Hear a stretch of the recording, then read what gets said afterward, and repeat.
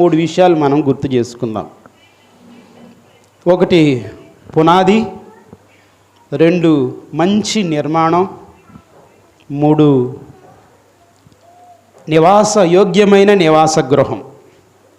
ఈ 3 విషయాలు మనం చాలా క్లుప్తంగా గుర్తు చేసుకుందాం. మనం చదువుకున్న వాక్య భాగంలో ఎఫెసీ 1:6 ఏమని చదువుకున్నాం?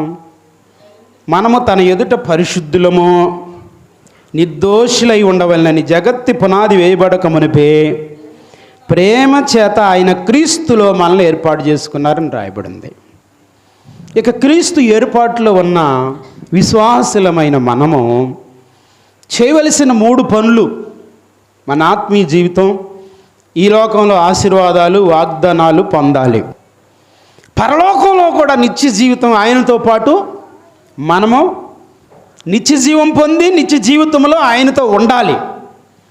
ఈ 2 జీవితాల కోసం మనం ప్రయాసపడుతున్నాం. లేకపోతే లోకంలో అందరూ జీవించే పాప జీవితంలో, అందరూ బ్రతికే పాడు పాపిష్టి లోకంలో మనం ఉండిపోవచ్చు. ఇంక ఈ ఆరాధనలు మనకేం అవసరం లేదు.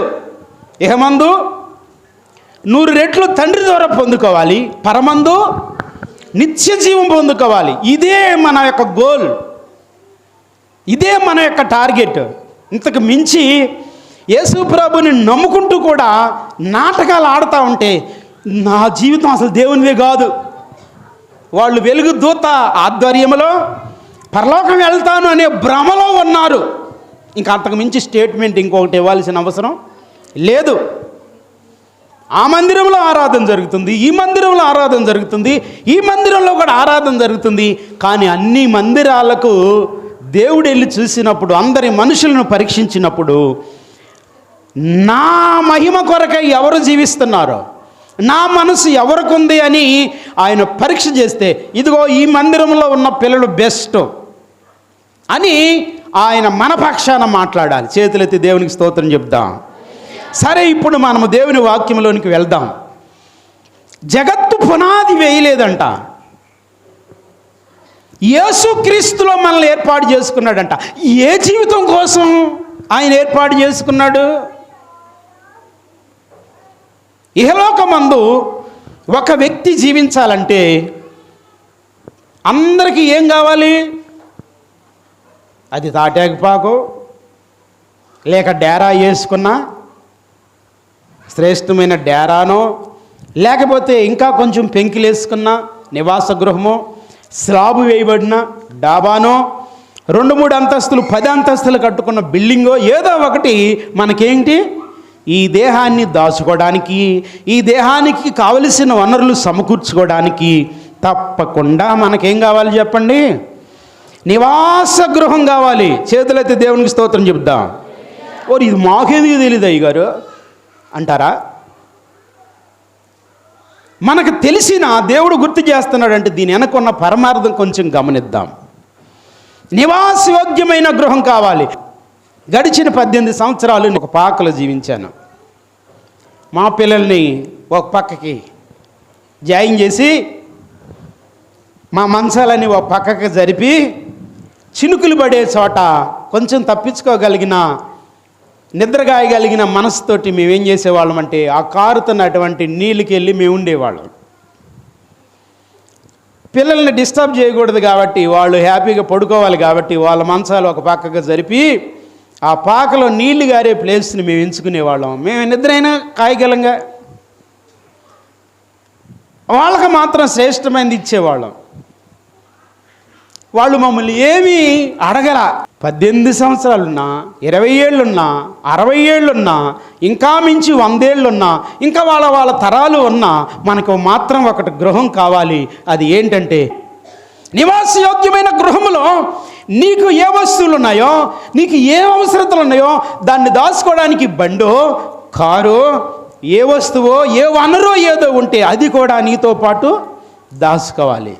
అలాంటి నీకు కావలసిన వనరులతో పాటు నువ్వు ఉండటానికి నివాసయోగ్యమైన గృహం నువ్వు సంపాదించుకోవడానికి నువ్వు చేసే మొట్టమొదటి ప్రయత్నం ఏంటి అంటే, మంచి పునాది వేస్తావు.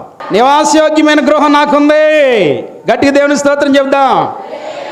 లేనోళ్ళు చేయెత్తండి నివాసయోగ్యమైన గృహం నాకు లేదండి, అంటే ఆ చినుకులు గారుతూ ఉన్నాయి, ఆ మంచి ఇల్లు కట్టుకోలేకపోతున్నాను, నా సామాను దాచుకోవాల్సి లేకపోతున్నాను, వర్షం వస్తే నా సామాన్ అంతా బయటే తడుస్తుంది, నాకు మంచి ఇల్లు కావాలన్న వాళ్ళు చేతులు ఎత్తండి. మీకు నివాస యోగ్యమైన గృహాలు వచ్చునుగాక. ప్రార్థన చేయటం, పని మొదలెయటం, ప్రార్థన చేయటం, పని మొదలు. దేవుడు నాకు ఇచ్చాడు, అందుకే నేను అంత ధైర్యంతో మీ ముందు చెప్పేదానికి దేవుడు కృప చూపించారు. సరే, మంచిది. నివాస యోగ్యమైన గృహానికి కావలసిన 3 ముఖ్యమైన విషయాలు. ఒకటే మంచి పునాది. మంచి పునాది అంటే లోతుగా త్రవ్వి శ్రేష్టమైన సిమెంట్తో ఫౌండేషన్ మందంగా గట్టిగా ఉండేటట్టు చేసి దాని మీద కట్టుకోవడానికి ప్రయత్నం చేసే ఒక శ్రేష్టమైన పునాది. యేసయ్య ఏమన్నాడు ఈ మాటల విషయంలో? లూకాసు వార్త 6వ అధ్యాయం 48వ వచనం. వాడు ఇల్లు కట్టవలనని ఉండి లోతుగా తవ్వి బండ మీద పునాది వేసిన వాని పోలియుండును. వరదలు వచ్చి ప్రవాహం ఆ ఇంటి మీద వడిగా కొట్టినను అది బాగుగా కట్టబడినందున దాన్ని కదలింపలేకపోయేను. చేతులెత్తి దేవునికి స్తోత్రం చెప్దాం. ఇప్పుడు నా ఇల్లు శ్రేష్టంగా ఉండాలి అన్న వాళ్ళందరూ చేసే మొట్టమొదటి పని చెప్పండి, లోతుగా తవ్వి. మీకు లోతు లేదు, ఏమీ లేదు. ఎట్లా తవ్వాలంట? పై పైన తవ్వి కట్టేసామనుకో ఎట్లా ఉంటుంది? వానొచ్చినా వరదొచ్చినా ఏమైపోతానో అంత స్థిరమైన ఇల్లు కట్టుకొని కూడా. మీరు గమనించారా? మనిషి లోతు పునాది వేసిన ఇల్లు కూడా వీటిని పడిపోతుంటే కాలాలు ఎమ్మట కట్టుకున్న ఇల్లు మీరు చూస్తున్నారుగా ఈ వాట్సాప్ స్టేటస్ అట్లా ఇట్లా. బంగారం లాంటి బిల్డింగులు 3-4 అంతస్తులు కూలిపోయిన సందర్భాలు కూడా ఉన్నాయి. అందుకే ఒక స్థిరమైన నివాసయోగ్యమైన ఇల్లు లోతుగా తవ్వబడిన పునాదిగా ఉంటుంది. చేతులెత్తి దేవునికి స్తోత్రం చెప్దాం. రెండవది, బండ మీద పునాది వేసి అంటే మరి మా ఇంట్లో ఏ బండలు వేయలేదుగా అయ్యగారు అంటే, నీవు లోతుగా సిమెంట్తో తీసినప్పుడు ఏం చేసావు? ఆ సిమెంట్ని సువ్వని కలిపి దాన్ని ఒక పెద్ద రాతి బండలాగా అయ్యేటట్లు చేసి దాని మీద కట్టుకున్న వీళ్ళు. అవునా కాదా? ఇప్పుడు లోతుగా తవ్వి పునాది వేసి బండ మీద కట్టిన ఇల్లు. చేతులెత్తి దేవునికి స్తోత్రం చెప్దాం. ఇప్పుడు నేను మీకు గుర్తు చేస్తున్నాను, ఈ ఇల్లు దేనికి సాదృశ్యంగా ఉంది? ఈ పునాది దేనికి సాదృశ్యంగా ఉంది? హెబ్రీ పత్రిక 3వ అధ్యాయము 6వ వచనం అనుకుంటాను. ప్రతి ఇల్లు ఎవడైనా ఒకరి చేత కట్టబడును, సమస్తం కట్టినవాడు దేవుడే. దేవునికి స్తోత్రం చెప్దాం. ఇల్లు కట్టుకున్న వాళ్ళు అనుకోవాలి, ఎవరు కట్టారు? నేనైతే ఇల్లు ఎంక చూడా దేవునికి స్తోత్రం చెప్ప. ఎందుకని? పనోళ్ళు బ్రహ్మాండమైనోళ్ళు, మెటీరియల్ ఇచ్చిన వాళ్ళు బ్రహ్మాండమైనోళ్ళు. ఇలా చెప్పుకుంటూ పోతే అందరూ యమదూతలు లాంటి వాళ్ళు అనమాట. వాళ్ళు అంటారు, ఏళ్ళ చేత ఇల్లు ఎట్ట కట్టించిన వయ్య గారు అంటారు అందరూ. అర్థమవుతుందా? ఎందుకని? చేస్తారు, నెంబర్ 1గా చేస్తారు. వాళ్ళ దగ్గర ఏముంది? వర్క్ ఉంది, కానీ వాళ్ళ మనసు ఏమి లేదు, స్థిరం లేదు. ఇవాళ చెప్తే వారానికి వస్తారో లేరో. మళ్ళీ పనిలో డోకా అయితే లేదు. దేవుని మహిమ కొరకు ఒక ఇంటిని మనం కట్టడానికి ప్రయత్నం చేస్తున్నప్పుడు పడే ప్రయాస మరి ఆత్మీయ జీవితాన్ని పోల్చి యేసయ్య మనతో మాట్లాడిన ఒక మాట నేను మీకు గుర్తు చేస్తున్నా. ప్రతి ఇల్లు ఎవడైనా ఒకని చేత కట్టబడును, సమస్తం కట్టినవాడు దేవుడేనా? నువ్వు కట్టావా? ఇంటి కంటే ఇంటి కట్టినవాడు ఘనత పొందినట్లు దేవుని ఇల్లంతట్లో మోసే నమ్మకంగా ఉండెను. క్రీస్తు కుమారుడై ఉండి ఆయన ఇంటి మీద నమ్మకంగా ఉన్నాడు. ఈ మాటలు మీరు వినండి. ధైర్యము, భయపడకుండా, ఏ పరిస్థితుల్ని బట్టి భయపడకుండా నిరీక్షణ వలన వచ్చే ఉత్సాహము, మరణం వరకు నమ్మకంగా ఉండి చేపడితే అందరూ చప్పట్లు కొట్టి దేవునికి స్తోత్రం చెబుదాం. మనమే ఆయన ఇల్లు. గట్టిగా దేవుని స్తోత్రం చెప్దాం. ఇప్పుడు మనం ఆయన ఇల్లు. ఆయన ఇంటిని పునాది అట్టేయాలనుకుంటున్నాడు. స్టాండర్డ్గా ఉండాలి నా ఇల్లు. యేసయ్య నిన్నేమంటున్నాడు? నువ్వే నా ఇల్లు. నువ్వు కూడా చెప్పాలి, నేనే ఆయన ఇల్లు. దేవునికి స్తోత్రం. నేనే ఆయన ఇల్లు. ఇప్పుడు ఆయన ఇల్లు ఎట్లా ఉండాలి? స్థిరముగా ఉండాలి. బండ మీద పునాది వేసిన, మరి బండ మీద పునాది వేసిన అనుభవం రావాలంటే ఏం చేయాలి? లోకాసు వార్త 6వ అధ్యాయం 49వ వచనాన్ని మీకు గుర్తుగా, అయితే నా మాటలు వినియు చేయనివాడు పునాది వేయక నేల మీద ఇల్లు కట్టుకొని వాడిని పోలి ఉండును. ప్రవాహములు దాని మీద వడిగా కొట్టగది కూలిపడిను. ఆ ఇంటిపాటు గొప్పదని చెప్పాను. 49వ వచనం ఏమంటున్నాడు? దేవుని మాట విని అట్లా ఉండకుండా ఉంటే, 7వ అధ్యాయము మత్తయి సువార్త 7వ అధ్యాయం 24వ వచనం చదువుదామా? ఈ నా మాటలు విని వాటి చొప్పున చేయువాడు బండ మీద తన ఇల్లు కట్టుకుని బుద్ధివంతుని పోలి ఉండును. వాన కురిసింది, వరదలు వచ్చాయి, గాలి వచ్చింది, భయంకరంగా కొట్టేసింది, దాని పునాది బండ మీద వేయబడినో. చేతులెత్తి దేవునికి స్తోత్రం చెప్దాం. ఇప్పుడు మన పునాది ఎక్కడ ఉండాలంట? బండ మీద ఉండాలి. కొరింథీ పత్రిక 10వ అధ్యాయం ప్రారంభ వచనం కదా, చేను బట్టి సముద్రములో మేఘములో బాప్తిస్మము పొందిరి, అందరూ ఆత్మ సంబంధ ఆహారము భుజించిరి, ఒకే పానీయం తాగారు. ఆత్మ సంబంధమైన బండ క్రీస్తే.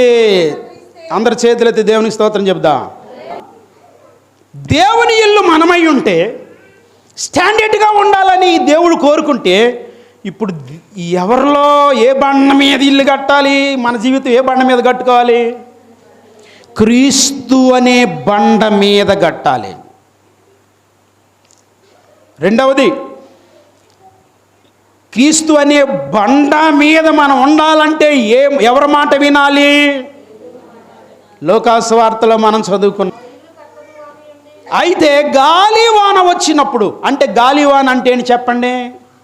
ఆర్థిక ఇబ్బందులు, అప్పులు, అనారోగ్యము, ఇరుకులు, ఇబ్బందులు, శత్రువులు, సాతాను సమూహపు నీడ, ఎన్నో చేతబడి చిల్లంగి కళ్ళో, ఇవన్నీ ఒక్క మాటలో చెప్పాలంటే సాతానుకు సంబంధించిన ప్రతి విధమైన ఉపద్రవము నీ మీద నుండి తొలగిపోవాలంటే నువ్వు ఎవరి మాట వినాలంటే నువ్వు క్రీస్తులో ఉండాలి.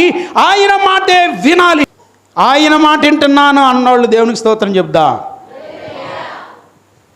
రాట్లా. ఎందుకని? నువ్వు ప్రార్థన రావట్లేదు, నువ్వు వాక్యం చదవట్లేదు, నువ్వు శనివారం ఏమైపోయి నువ్వు అడుగుతాడు.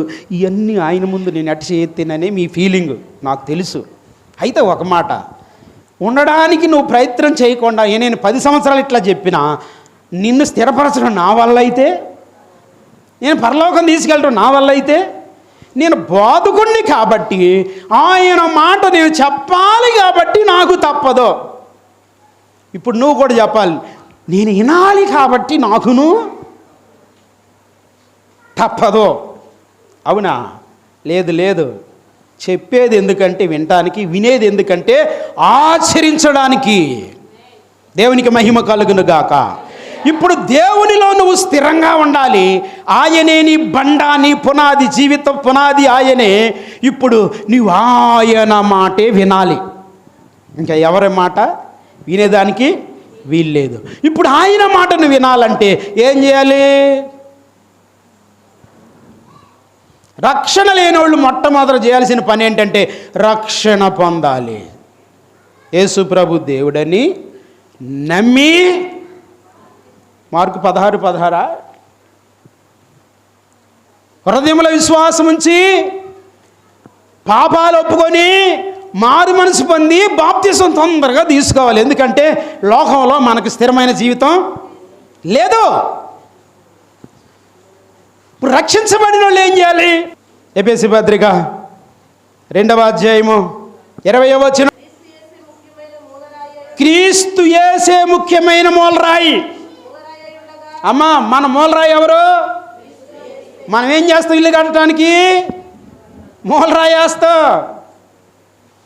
ఇప్పుడు నీ మూలరాయి ఎవరు? నీ పునాది మూలరాయి ఎవరు? క్రీస్తు. నువ్వు కట్టుకోబోయే బండ ఎవరు? క్రీస్తు. నీ బండలాగా స్థిరంగా నీ జీవితం ఉండాలంటే నువ్వు చేయవలసిన పని ఏంటి? ఆయన మాట వినాలి. ఇంతగా ఆ ఇల్లు ఎవరు? నువ్వే. ఆ ఇల్లు ఎవరిది? దేవునిది. ఇప్పుడు నువ్వు చేయవలసిన పని ఏంటి? క్రీస్తు యేసే మూలరాయి అయి ఉండగా అపోస్తులు ప్రవక్తలు వేసిన పునాది మీద మీరు కట్టబడి ఉన్నారు. ప్రతి కట్టడం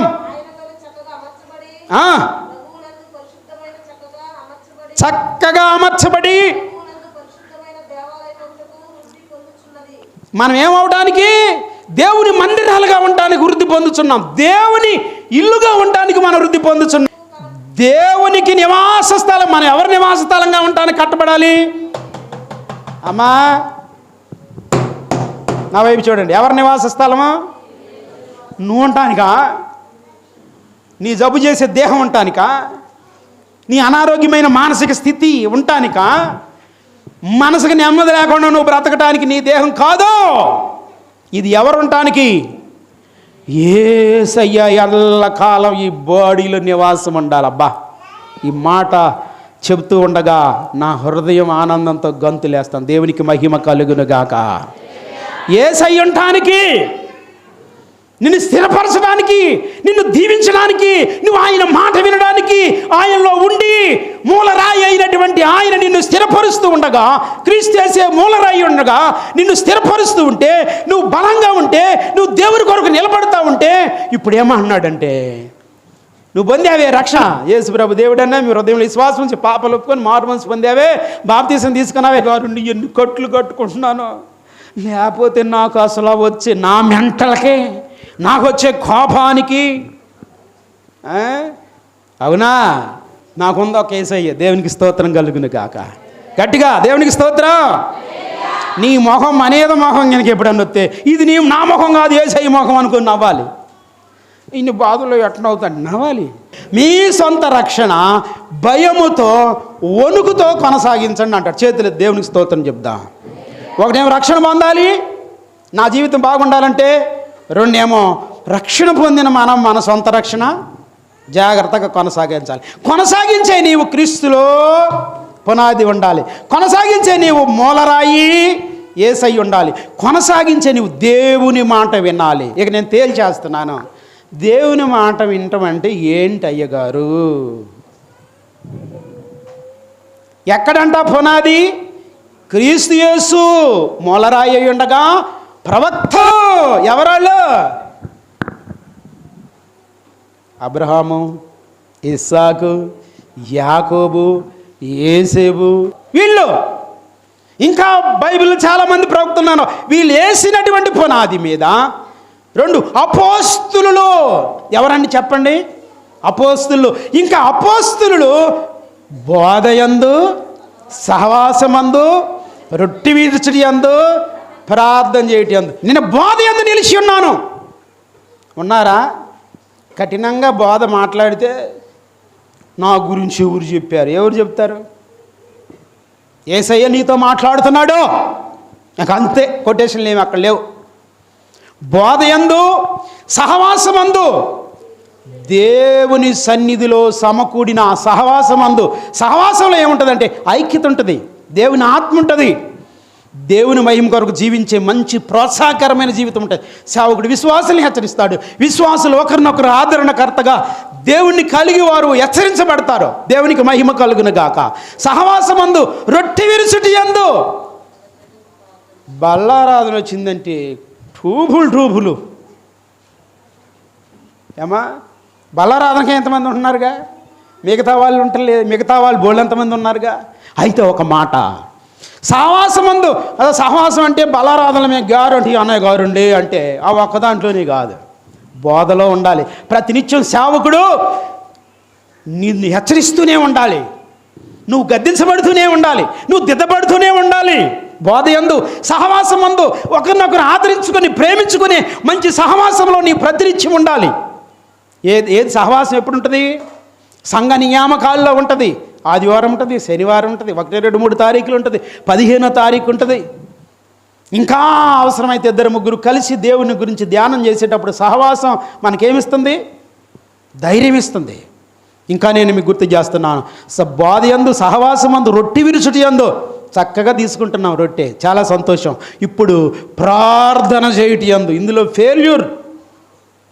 మన జీవితాలు ఎక్కడ? నేను 2 గంటల ప్రార్థన రోజు చేస్తాను అన్నోళ్ళు చేయొద్దండి, లేరు. 1 గంట చేస్తాను అన్నోళ్ళు చేయొద్దండి, ఉన్నారు. ఎంతమంది?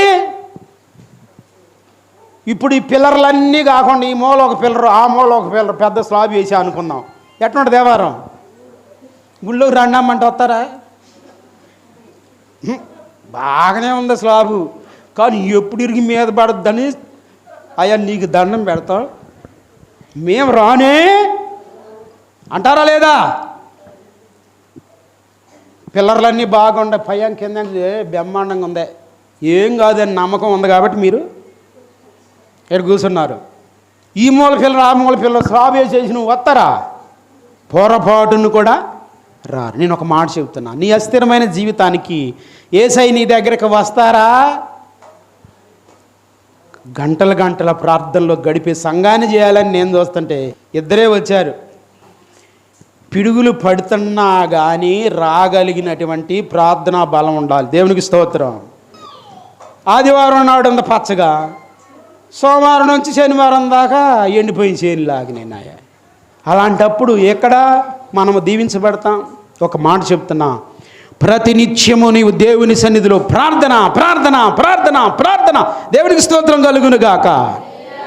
ఈ మధ్య డైరెక్ట్గా ఆకాశం నుండి దురాత్మ వచ్చి దైవ సేవకురాలకు దర్శన వరం ఉంటే, నేనే నిన్ను జడగొడతాను, మిమ్మల్ని జడగొడతాను, అసలు మీరు ప్రార్థన చేస్తే నేను ఉండలేను దానికి అర్థమైపోయింది. సంఘానికి ప్రార్థన ఉంటే, సేవకునికి ప్రార్థన ఉంటే దేవుని పని ఘనంగా జరుగుతుంది. కనుక ప్రార్థన బీకేయాలి సంఘములో. మన వాడికే సహకరిస్తున్నాం. ఈ మధ్య ఈ బలహీనమైన విషయాలు అది నా హృదయాన్ని కలిచివేస్తుంది. కొందరు ఇళ్ళకి నేను వెళ్తా ఉంటే, ఊరు సరిపోని టీవీలు తెచ్చుకోండి మంచిదే, ఇంకా పెద్ద టీవీ తెచ్చుకున్నా పర్లేదు, ప్రార్థనకు రండి.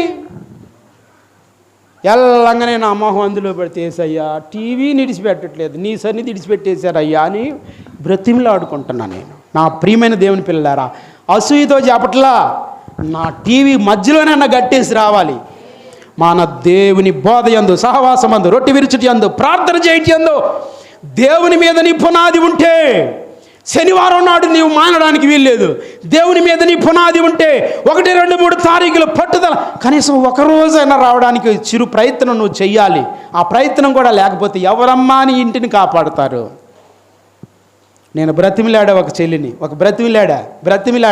బ్రతిమిలాడా ఒక భయంకరమైన ఆపద వచ్చిందని నిన్న ఫోన్ చేస్తే, నేనేం చేయలేను. నేను దేవుణ్ణి అయితే కాదు. నేను చాలాసార్లు నీకు చెప్పి చూశాను, నేను దేవుణ్ణి అయితే కాదు. నా ప్రియమైన దేవుని పిల్లలారా, ఈరోజు నీతో కూడా అదే చెప్తున్నా. బలమైన పునాది నీకుందంటే క్రీస్తు యేసే మూలరాయి అయి ఉన్నాడా? క్రీస్తు యేసే నీ పునాది బండ అయి ఉన్నాడా? క్రీస్తు యేసు మాటని వింటున్నావా? అపోస్తులు, ప్రవక్తలు యేసయ్య మీద పునాది వేసుకుని ఆయన మాట విన్నారు. నేను అయ్యగారి మాట కాదు వినేది, నేను దేవుని మాట వినాలి. దేవుని మాట, అయ్యగారి నుంచి వచ్చిన మాట. ఆయన కట్టబట్టం కాదు, నేను కట్టుకోవాలి అంటే ఇప్పుడు దేవుడు నువ్వు కట్టుకోవటం చూస్తాడు. ఆయన మోషేని చూశాడు, ఏమన్నాడు?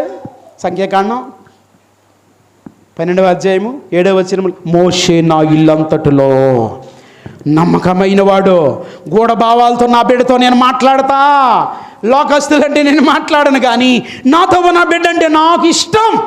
దేవునికి స్తోత్రం. ఆ బిడ్డలకు వచ్చిన అన్నయ్యను ఊరుకోవాలా, అక్కను ఊరుకోవాలా. నా కుమారుడైన మోషే విషయంలో మీరెందుకు నిర్లక్ష్యంగా మాట్లాడారో? దేవుడు గద్దించగానే కుష్టు వ్యాధి వచ్చింది ఎవరికి? మిరియాముకి. నేనయ్యా కార్యం చేయమంటే దేవుడు అన్నాడు, 7 రోజులు పాలెం వెలుపల ఉండమనంటే తర్వాత దేవుడు స్వస్థపరిచాడు. దేవునికి మహిమ కలుగును గాక. నువ్వు ఖచ్చితంగా ఉంటే నీ శత్రువుని నీ పాదాల కింద ఉంచబోతున్నాడు నా దేవుడు. దేవునికి స్తోత్రం. నువ్వు ఖచ్చితంగా ఉంటే నీ సాతాను నిన్ను ఏడిపిస్తున్న సాతాను నీ పాదాల దగ్గర ఉంచబోతున్నాడు. నీకున్న ఆర్థిక ఇబ్బందులు, నీకున్న అప్పు సమస్యలు, నీకున్న అనారోగ్యం అంతా నీ పాదాల దగ్గర ఉండబోతుంది. చేతులైతే దేవునికి స్తోత్రం చెప్దాం. ఇది క్రీస్తు పునాదిగా నువ్వు ఉండాలి. నేను రెండో విషయం గుర్తు చేస్తాము. అదేంటి అంటే నువ్వు ఒక మంచి నిర్మాణముతో ఉన్న ఇల్లాగా ఉండాలి. చెప్పండి, కొరింథీ పత్రిక 3వ అధ్యాయం 12వ వచనం. ఎవడైనను ఈ పునాది మీద బంగారము, వెండి, వెలగల రాళ్ళు, కర్ర, గడ్డి, కొయ్యకాలు, పని పరీక్షించబడింది. అగ్ని వచ్చి పరీక్షించినప్పుడు ఏముంటాయి అమ్మా? మన మంచి నిర్మాణంగా ఉండకపోతే అగ్ని వచ్చి పరీక్ష చేస్తే ఏముంటుంది? అగ్ని వచ్చినప్పుడు ఇనుము గాలిపోద్ది కానీ నిలబడద్దా లేదా? ఎండి గాలిపోద్ది నిలబడద్దా లేదా? ఇత్తడి గాలిపోద్ది నిలబడద్దా లేదా? బంగారం గాలిపోద్ది నిలబడద్దా లేదా?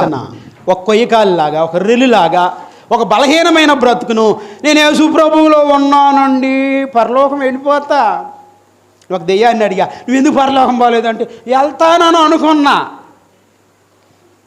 ఇంకొక వ్యక్తిని అడిగా, ఆ వ్యక్తి వెళ్తా ఉంటే ఆ వెలుగు నన్ను వెనక నెట్టేసింది. పరలోకం అంత అడ్డగలిగి వెళ్తామా? కనుక నా ప్రియమైన దేవుని పిల్లలారా, ఈరోజు నీ కట్టడం ఎట్లా ఉండాలంటే అగ్ని వచ్చి పరీక్షించినప్పుడు కాలిపోయే కొయ్యకాలు, గడ్డి, రెల్లులాగా ఉండకుండా ఎట్లా ఉండాలి? శ్రేష్టమైన బంగారు పిల్లులాగా ఉండాలి. చేతులైతే దేవునికి స్తోత్రం చెప్దాం. నిలబడే ఇల్లులాగా ఉండాలి. అందుకే అగ్ని వంటి మహాశ్రమ వచ్చినప్పుడు సువర్ణము పరీక్షించబడినట్టుగా నీ విశ్వాస జీవితం పరీక్షించబడినప్పుడు నువ్వు దేవుని కొరకు నిలబడేవో శక్తివంతమైన బిడ్డగా ఉందువుగాక. చేతులైతే దేవునికి స్తోత్రం చెప్దాం. అదే నివాసయోగ్యమైన ఇల్లు. ఏమండి, ఇది నివాసమైన యోగ్యమైన ఇల్లుగా నేను దేవునికి అప్పచెప్పానండి. ఈ ఆత్మీయ గృహాన్ని ఆయన నన్ను కట్టాడు. ఈ లోకంలో ఉన్నాక ఏది కావాలంటే అది ఇచ్చాడు. ఈ లోకం దాటితే పరలోకం కూడా నాకు రెడీగా ఉంది అన్నోళ్ళు గట్టిగా దేవునికి స్తోత్రం చెప్దాం. నువ్వు ఒక ఇనుములాగా ఉంటే నల్లగొండ సరే మొత్తం మీద ఖాళీ నిలబడద్ది. బంగారంలాగా ఉంటే, ఎండి ఇత్తడిలాగా ఉంటే కరిగినా ఎటగట్ట నిలబడద్ది. కొయ్యకాలు, గడ్డి, రెల్లు లాంటి బ్రతుకైతే, క్రీస్తులో నీ పునాది లేకపోతే, నీ జీవితం అస్థిరమైతే, నీకు ప్రార్థనా జీవితం లేకపోతే, వాక్య ధ్యానం లేకపోతే, సహవాసం లేకపోతే నువ్వు గడ్డివి, కొయ్యకాలువి, నీ పని కాలిపోద్ది. నీ ఇల్లు క్రీస్తులో నిలబడదో, నీ బహుమానాలు రావో. పరీక్షించుకో ఒకసారి. ఈ ఆరాధనలో యోగ్యమైన ఇల్లుగా నువ్వు ఇల్లు ఉంటే, క్రీస్తు నివసించే ఇల్లుగా ఉంటే, ఎన్ని పరీక్షలు వచ్చినా, ఎన్ని ఇరుగులు వచ్చినా, ఎన్ని ఇబ్బందులు వచ్చినా దేవుడు నిన్ను నిలబెట్టునుగాక. 3వ మాట గుర్తు చేసి నేను ముగిస్తా. చూడండి, ప్రకటన గ్రంథంలోనికి రండి. ఆ మాట నేను గుర్తు చేస్తున్నాను. దేవుని పరిశుద్ధ వాక్యమైన బైబిల్లో 21వ అధ్యాయము 19వ వచనం. నువ్వు గనక కరెక్ట్గా నిలబడితే క్రీస్తులో నువ్వు ఎక్కడ ఉండబోతున్నావు తెలుసా? ఆ పట్టణపు ప్రాకారము పునాదులు అమూల్యమైన నానా విధములైన రత్నాలు. మొదటి పునాది సూర్యకాంతపు రాయి, రెండవది నీలము, మూడవది యమునా రాయి, నాలుగవది పచ్చ, వైడూర్యము, కెంపు, సువర్ణరత్నము, గోమేధికము, పుష్పరాగము, సువర్ణము, పద్మరాగము, సుగంధము. అమ్మా ఏనండి, ఇక నా మాట ఏనండి. మీరు ఏ గృహంలో ఉండబోతున్నారు తెలుసా? ఏ ఇంట్లో ఉండబోతున్నారు? రేపు బంగారం ఈదుల్లో నడబోతున్నావు నీవు. సభలు కొట్టు. దేవునికి స్తోత్రం కాదు. ఎప్పుడు క్రీస్తులో స్థిరంగా ఉండి ఆయన ఇచ్చే వరాలు, ఫలాలు, ఆశీర్వాదాలు పొందుకుంటూ ఆత్మీయ జీవితం, సంఘంలో నమ్మకస్తురాలుగా నీవు ఉంటే, ఈ రోజు నుంచి నేను ఒక స్థిరమైన జీవితం జీవిస్తానండి. దేవునికి స్తోత్రం. అపోస్తుల బోధ యందు, సహవాసమందు, రొట్టె విరుచుట యందు, ప్రార్థన చేయటి యందు అపోస్తుల పునాది, ప్రవక్తలు మనకు చూపించిన ఉపవాస ప్రార్థనల పునాది, దేవుని కొరకు జీవించిన పునాది. ఈరోజు నేను గుర్తు చేస్తున్నాను, నా ప్రియమైన తల్లి, సహోదరి, సహోదరుడా, క్రీస్తు యేసు మూలరాయిగా ఉండి క్రీస్తు అనే బండ మీద నీవు ఇల్లు కట్టుకొని ఆయన మాట వింటూ ఎన్ని గాలి తుఫాన్లు వచ్చినా స్థిరంగా నిలబడితే ఆ మంచి నిర్మాణం గురించి పరీక్ష చేస్తాడంట యేసయ్య వచ్చి. గృహం ఎట్లా ఉంది? షబాస్, బంగారంతో కట్టినట్టుంది. ఎండి బంగారాలతో కట్టినట్టుంది. షబాస్ అని లేదు, కొయ్యకాలు గట్టి కూలిపోద్ది. పరలోకం వెళ్ళాం. ఇక మందు అస్థిరమైన బతికే పోయాక కూడా ఎక్కడ? సాతాను వాడు అనుచరులు ఉండే నరకం, అగ్ని ఆరిన పురుగు చావని స్థలం. వద్దు వద్దు. అట్లాంటి నా దేవుడు జగత్తు పునాది అయి మునిపే క్రీస్తులో నిన్ను ఏర్పాటు చేసుకొని ఆయన రక్తపు ముద్దగా చేశాడు. నీళ్ళు వెళ్ళ సొగసు లేదు, స్వరూపం లేదు, నెత్తురు ముద్దగా చేశాడు. తన కుమారుని ఎందుకు అంత హింస పెట్టాడంటే నీ ఆనందం చూడాలని, నువ్వు నీ జీవితం కట్టుకొని పరలోకంలో నిన్ను ఉంచాలని తన కొడుకుని నిర్లక్ష్య పెట్టి నెత్తిని ముద్దగా చేసేసాడు.